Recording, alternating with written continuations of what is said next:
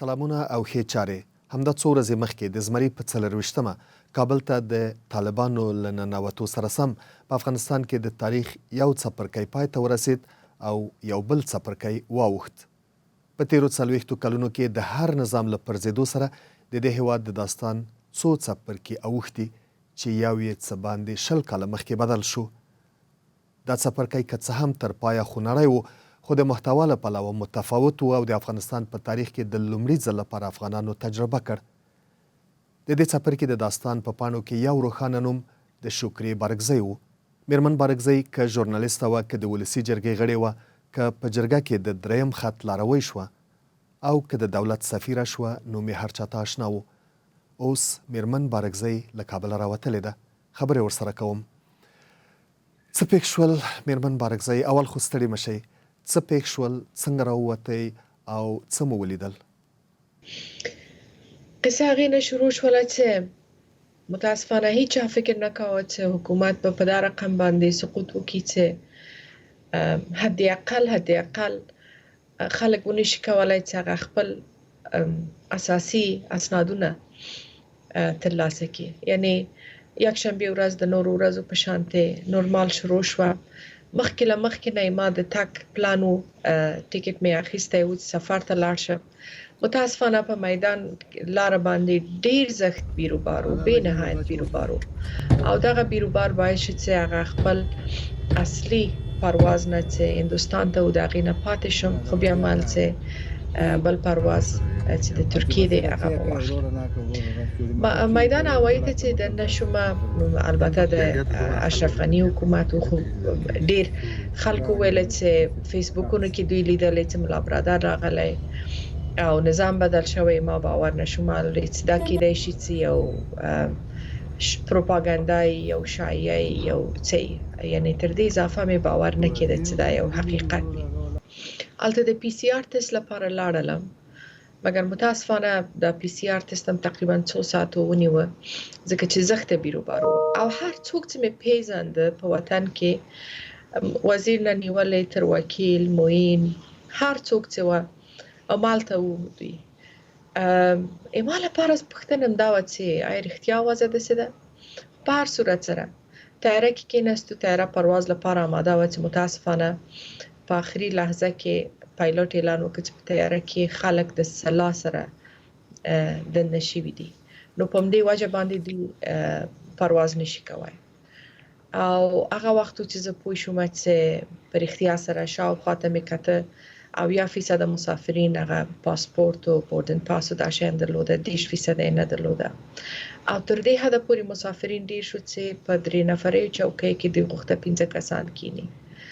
نو سخت مایوسي سره متاسفانه هغه شپه مو په مغه کوچنۍ چوکۍ باندې تېره کړله په تیاره کې چې هوا سیستم یې کار نه کوه، څراغونه یې خاموش و، صرف هغه د تیارې دروازې دوی خلاصې ساتلې وې او لاندې عسکرو او نور خلک و، ډیر زیات شور ماشور و. دا همدغه ورځ د میرمن بارګزۍ چې موږ د هوایي ډګر او د الوتکو د الوتو دردونکي تصویرونه ولیدل چې زرګونه انسانان په الوتکه پسې روان و او څوک له الوتکو راوغورځېدل. بله دا تقریبا هماغه وخت دی چې شروع یې د همدې نه وشوله. رواني لحاظ نه خلک تر فشار لاندې و چې دوی فکر کاوه چې باید ځان وباسي، او دغه ایستل، دغه تګ اکثر افغانانو لپاره یو اجباري تګ و، یو انتخاب نه دی. یعنی ما لپاره تګ یو انتخاب نه دی. په اولین ساعتو کې چې طالبان کابل ونیوه، ما عکسونه راولېږل چې مبارک هم شه، دا دی تاسو پر کور باندې اولین قبضه د دوی وه.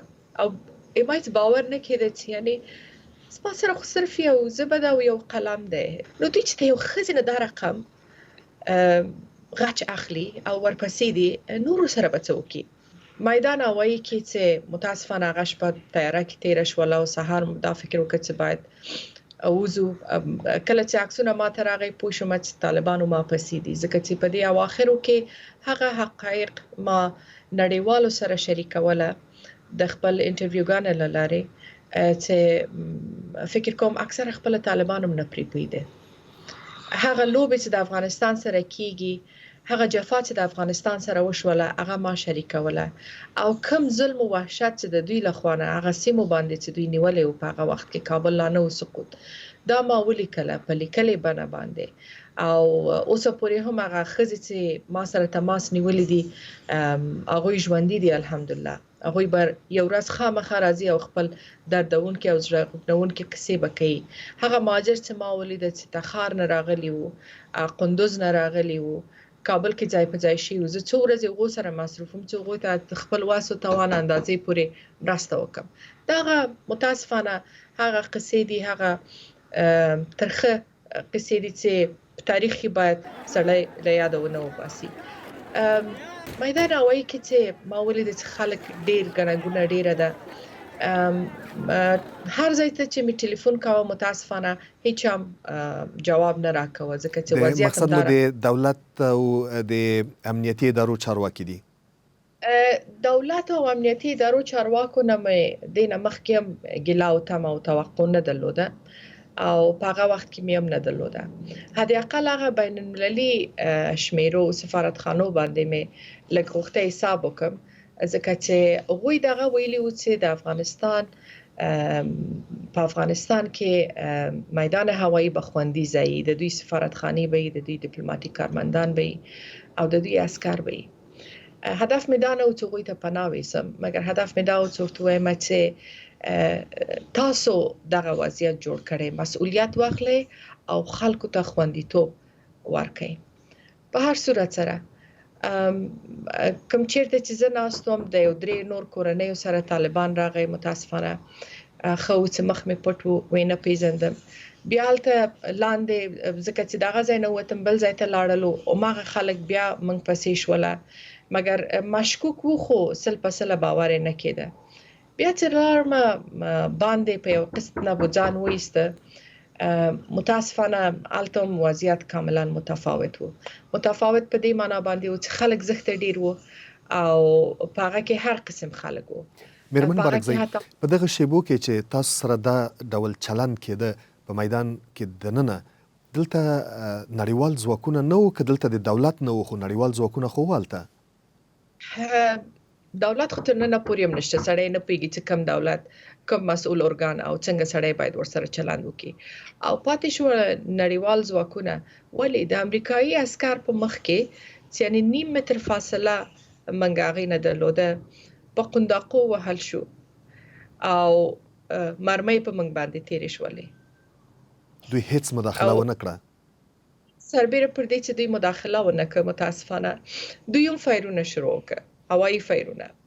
یعنې تر ټولو تراژیدیک قصه هماغه وه چې په میدان کې یا تېر څو ورځو کې چې یو کنج نه بل کنج ته باید لاړ شم، ځکه کوم نوم چې مې ګټلی، کوم چهره چې یم او کوم غږ چې لرم، په دې باندې ویاړم. مګر دغه شیان په هغه وخت کې ما لپاره لوی دردسر و. کله چې تاسو له میدان نه بیرته د وتو تصمیم ونیو، په دې خاطر چې نور ناامیده شوئ له دې ځای نه په وتو شوئ؟ نور لاره مې نه درلوده. د مرمیو باران و، شپه وه، تیاره وه. طالبانو د ترمینال څراغونه ګل کړي وو، مسافرینو ته ویلي وو چې باید تخلیه کړي میدان. او هغه نور او باش خلک چې راغلي وو ترمینال کې شیشې ماتې شوې وې، دوکانونه لوټ شوي وو، هیڅ شی پاتې نه وه، هیڅ. هغه هم د مرمیانې چې هغه وخت زښته ډېرې وې، یو کنج کې موږ کېناستو چې ودرېږه لږ کم شي، خو متاسفانه د کمېدو څه یې نه وه. یو خبر هم دا وه چې پښو مې نور د قوت د قدم اخیستو له لاسه ورکړي وو، پښې مې زخمي وو، ژوبلې شوې وې. نو په کوم شکل باندې چې زه میدان نه ووتم، هر یو چې به رایه لیده فکر کوه چې یو 100 کلنه ښځه ده چې په لاره باندې نشي تلای. سربیره پر دې چې متفاوت جامې مې اغوستې وې او د څه خبره 3 ټیکری مې په سر وو، په هر صورت باندې ووتم او تر هغه ځایه پورې چې موږ ته یې پناه راکړله 4 موټره موږ په لاره کې تبدیل کړه. ځکه چې په اول موټر کې چې کېناستم، خلک هماغه خلک وو چې د میدانه وتلي وو او دوی پوه شوه چې زه وتلو ته موفق او کامیابه شوې نه وم.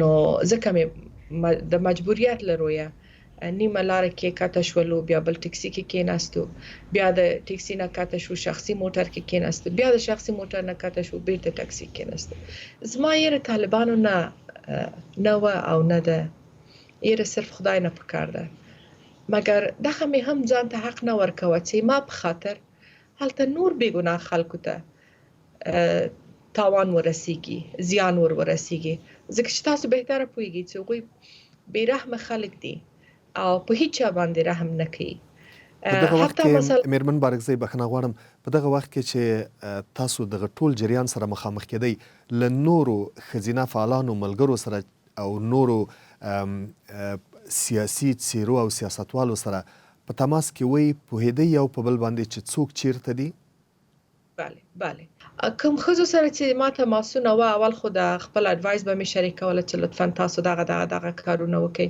ځکه چې ټول د وزیرانو نه نیولې وکیل صاحبانو پورې او ټول مطرح سیاسي ښځې فعالان د مدني ټولنې ژورنالیستان چې اوس پورې موږ سره تماس کې ما او غواړم چې یو ښه لاره کابل کې پاتې کیږي یا افغانستان کې پاتې کیږي باید دوی ته مسؤلیت ورکړل شي او که چیرې افغانستان باندې غواړي وزي چې دا هم د غویر انتخاب دی ځکه چې کله ناکله دا یو انتخاب نه یو مجبوري نو هم باید دوی ته زمينه برابر شي